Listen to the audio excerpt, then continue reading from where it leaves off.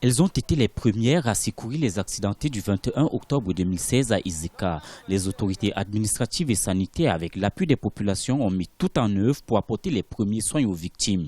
Organisées en un comité de gestion de crise, elles ont sauvé des vies. C'est à partir de la gare que nous avons donc institué un PC mobile, poste de commandement mobile, qui nous avons organisé le secours avec tous les responsables concernés par ce comité départemental de crise.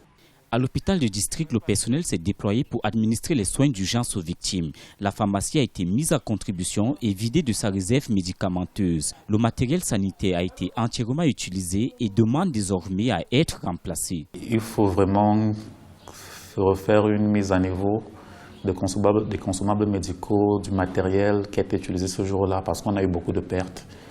Il y a eu des instruments qui ont été perdus, il y a eu des lits cassés, il y a eu des brancards cassés. C'était vraiment c'était le chaos, je dirais. Malgré l'élan de soutien et d'assistance apporté aux accidentés, la réponse n'a pas été à la hauteur du drame, faute de moyens logistiques et infrastructurels. Une occasion pour les autorités de la ville de demander officiellement de l'aide.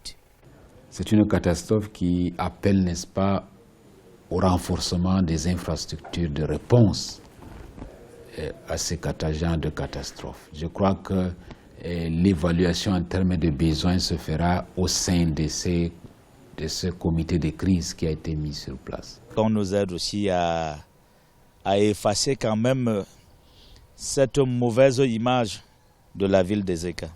L'accident ferroviaire d'Izeka qui a coûté la vie à 80 personnes et fait près de 600 blessés selon le bilan provisoire officiel restera gravé dans la mémoire des populations.